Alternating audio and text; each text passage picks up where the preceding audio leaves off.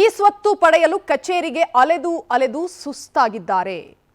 ಪತ್ನಿ ಹಾಗೂ ಮಗು ಜೊತೆ ಆತ್ಮಹತ್ಯೆಗೆ ಯತ್ನಿಸಿದ ನೊಂದ ವ್ಯಕ್ತಿ ಶಿಕಾರಿಪುರ ಪುರಸಭೆ ಮುಂದೆ ಆತ್ಮಹತ್ಯೆಗೆ ಯತ್ನಿಸಿದ್ದಾರೆ. ಆ ವ್ಯಕ್ತಿ ಶಿವಮೊಗ್ಗ ಜಿಲ್ಲೆಯ ಶಿಕಾರಿಪುರ ತಾಲೂಕಿನಲ್ಲಿ ಈ ಘಟನೆ ನಡೆದಿದೆ.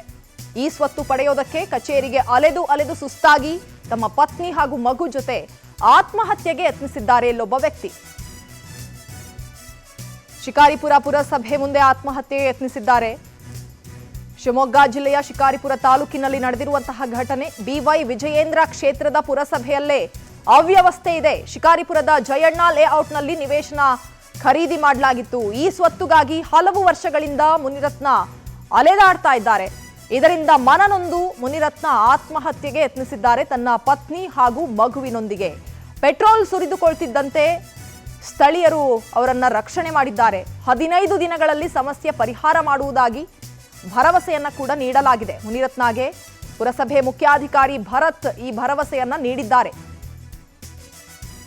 ಹಲವು ದಿನಗಳಿಂದ ಈ ಸ್ವತ್ತು ಪಡೆಯೋದಕ್ಕೆ ಅಲೆದು ಸುಸ್ತಾಗಿದ್ದೀವಿ, ಆದರೂ ಕೂಡ ಯಾವುದೇ ಪ್ರಯೋಜನ ಆಗಿಲ್ಲ. ಇದರಿಂದ ನೊಂದಂತಹ ವ್ಯಕ್ತಿ ತನ್ನ ಪತ್ನಿ ಹಾಗೂ ಮಗುವಿನೊಂದಿಗೆ ಕಚೇರಿ ಮುಂಭಾಗವೇ ಆತ್ಮಹತ್ಯೆಗೆ ಯತ್ನಿಸಿರುವಂತಹ ಘಟನೆ.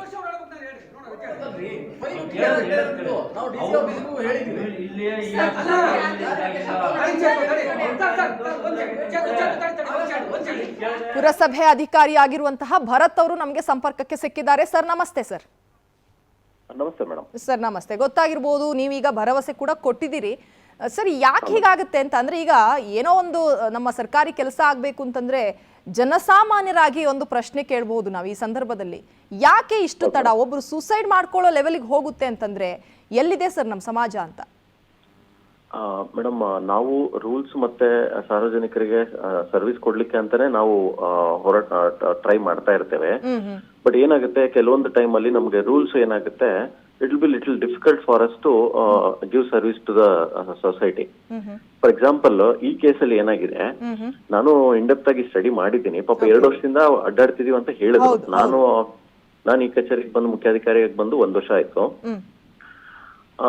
ಇದು ಒಂದು ಅಪ್ರೂವ್ಡ್ ಲೇಔಟ್ ಪ್ಲಾನ್ ಮೇಡಮ್. ಅದರಲ್ಲಿ ಸೈಟ್ ನಂಬರ್ 4 ಅಂತ ಇದೆ. ಸೊ ಇದ್ರಲ್ಲಿ ಏನಾಗಿದೆ, ಸೈಟ್ ನ ಡಿವೈಡ್ ಮಾಡ್ಕೊಂಡಿದ್ದಾರೆ. 50/30 ಅನ್ನೋ ಸೈಟ್ ನ 30/25 ಅಂದ್ರೆ 30/25, 30/25 ಅಂತ 2 ಡಿವೈಡ್ ಮಾಡ್ಕೊಂಡಿದ್ದಾರೆ ಮೇಡಮ್. ನಮ್ಮ ರೂಲ್ಸ್ ಅಲ್ಲಿ ಏನ್ ಹೇಳುತ್ತೆ ಅಂತಂದ್ರೆ, town and country planning rules ಅಲ್ಲಿ ಒಂದು ಸೈಟ್ ನ ನಾವು ತುಂಡು ಮಾಡಬೇಕು ಅಂದ್ರೆ ಡಿವೈಡ್ ಮಾಡಬೇಕು ಅಂತಂದ್ರೆ ಅದರ ಒಂದು ಡಿವೈಡಿಂಗ್ ಪ್ಲಾನ್ ಆಗ್ಬೇಕು. ಆ ಡಿವೈಡಿಂಗ್ ಪ್ಲಾನ್ ಆದರೆ ಅಂದ್ರೆ ಇವಾಗ 30/50 ಏನ್ ಪ್ಲಾನ್ ಆಗಿದೆ ಅಲ್ಲ ಮೇಡಮ್, ಅದೇ ತರ 30/50, 30/50, 30/25, 30/25 ಎರಡು ಪ್ಲಾನ್ ಆದರೆ ಆ ಪ್ಲಾನಿಗೆ ನಾವು ಈ ಸ್ವತ್ತು ಕೊಡಬಹುದಂತ ಇದೆ ಮೇಡಮ್. ಸೊ ಈ ಡಿವೈಡಿಂಗ್ ಪ್ಲಾನ್ ಆಗದೆ 2018ರಲ್ಲಿ 2 ಈ ಸ್ವತ್ತು ಮಾಡ್ಕೊಟ್ಬಿಟ್ಟಿದ್ದಾರೆ. 25/30, 25/30. ಸೊ ಇವಾಗ ಪಾಪ ರಿನ್ಯೂವಲ್ ಬಂದಿದ್ರು. ಇವಾಗ ರಿನ್ಯೂವಲ್ ಬಂದಾಗ ಏನಕ್ಕೆ ಇಷ್ಟು ಲೇಟ್ ಆಗಿದೆ, ಏನ್ ಎತ್ತ ಅಂತ ನಾನ್ ತೆಗೆದು ನೋಡಿದಾಗ ಆಕ್ಚುಲಿ ಈ ಕೇಸ್ ಆಗಿದ್ದು ಮೇಡಮ್.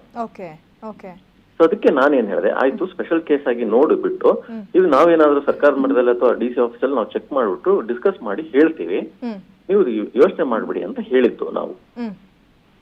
ಸೊ ಇದು ಆಕ್ಚುಲಿ ಏನು ಅಂತಂದ್ರೆ ಟೆಕ್ನಿಕಲಿ ಪ್ರಾಬ್ಲಮ್ ಇರೋದು ಮೇಡಮ್. ನಾವು ಅವರಿಗೆ ಸರ್ವಿಸ್ ಎಂತದ್ದೇ ವಿಚಾರ ಇದ್ರೂ ಕೂಡ 2 ವರ್ಷ ಬೇಕು ಅಂತ ಏನಿಲ್ಲ ಅಲ್ಲ ಸರ್? 2 ವರ್ಷ ಬೇಕಾ ಅಥವಾ ಏನೇ ಪ್ರೊಸೀಜರ್ ಇದ್ರೂ ಕೂಡ? ಏನು ಇಲ್ಲ ಮೇಡಮ್. ಅವರಿಗೆ ಆಕ್ಚುಲಿ ಏನಾಗಿದೆ ಎಕ್ಸ್ಪ್ಲೇನ್ ಮಾಡಿ, ನಿಮ್ಮ ಫೈಲ್ ಈ ತರ ಆಗಿದೆ, ಹಿಂಗೆ ಆಗಿ ನಿಮ್ದು ಆಗಲ್ಲ ಅಂತ ಹೇಳಿದ್ರೆ ಮುಗಿದೋಗ್ಬಿಡೋದು. ಅದು ಹೇಳದೆ ಇದ್ರಲ್ಲಿ ಏನ್ ಮಾಡಿದ್ದಾರೆ, ಇದು ಮಾಡ್ಕೊಡ್ತೀವಿ ಅದು ಮಾಡ್ಕೊಡ್ತೀವಿ ಅಂತ ಮುಂಚೆ ಸಾಕಷ್ಟು ಪ್ರಾಬ್ಲಮ್ ಆಗಿರೋದಕ್ಕೆ ಅವ್ರಿಗೆ ಎಕ್ಸ್ಪ್ಲೇನ್ ಮಾಡದೇ ಇರೋದಕ್ಕೆ ಅವ್ರು ಹೇಳ್ಕೊಂಡ್ರು ನಮ್ಗೆ ಕರೆಕ್ಟ್ ಆಗಿ ಎಕ್ಸ್ಪ್ಲೇನ್ ಮಾಡಲ್ಲ ಯಾರು ಇತ್ತ ಅಂತ. ಸೊ ನಾನು ಕೂತ್ಕೊಂಡು ಅವ್ರಿಗೆ ಎಕ್ಸ್ಪ್ಲೇನ್ ಮಾಡಿದಾಗ he got convinced. ಬಟ್ ಅವ್ರಿಗೆ ಪ್ರಾಬ್ಲಮ್ ಏನು ಅಂತಂದ್ರೆ his problem should be resolved ಅಷ್ಟೇ. ಬಟ್ ನಾವು ರೂಲ್ಸ್ ಹೇಳಲಿಕ್ಕೆ ಹೋದಾಗ ಅವರಿಗೆ ಕಷ್ಟ ಆಗುತ್ತೆ ಮೇಡಮ್ ಅಕ್ಸೆಪ್ಟ್ ಮಾಡ್ಕೊಳಕ್ಕೆ. That is the problem. ತುಂಬಾ ಜೆನ್ಯೂನ್ ಇದೆ. ಸೊ ಈ ತರದ್ದು ನಮ್ಮ ಕರ್ನಾಟಕದ ಸರ್ಕಾರದ ಮಟ್ಟದಲ್ಲಿ ಸಬ್ ಕಮಿಟಿ ಮಾಡಿ ಡಿಸ್ಕಷನ್ ಆಗ್ತಾ ಇದೆ ಮೇಡಮ್. ಈ ತರ ಏನೇನ್ ಮಾಡ್ಬೇಕು ಅಂತ ಮಾಡಬಾರ್ದು ಅಂತ. ಸೊ ಆತರ ಸಾಕಷ್ಟು ಈ ಸ್ವತ್ತು ಪ್ರಾಬ್ಲಮ್ಸ್ ಇರೋದ್ರಿಂದ ನಮ್ ಘನ ಸರ್ಕಾರನು ಅದನ್ನ ಟ್ರೈ ಮಾಡ್ತಾ ಇದೆ ಮೇಡಮ್, ಡಿಸ್ಕಸ್ ಮಾಡಿ ಏನಾದ್ರು ಮಾಡ್ಬೇಕು ಅಂತ. So have to hope for the best results ಅಷ್ಟೇ. ಖಂಡಿತ ಥ್ಯಾಂಕ್ ಯು. ಇಷ್ಟೊತ್ತು ಭರವಸೆ ಕೊಟ್ಟಿದ್ದೀರಿ, ಈಡೇರುತ್ತೆ ನಿಮ್ ಮೂಲಕ ಅಂತ ನಾವು ಕೂಡ ಭಾವಿಸ್ತೀವಿ. ಥ್ಯಾಂಕ್ ಯು ಸೋ ಮಚ್ ಇಷ್ಟೊತ್ತು ಪವರ್ ಟಿವಿ ಯೊಂದಿಗೆ ಮಾತನಾಡಿದಕ್ಕೆ.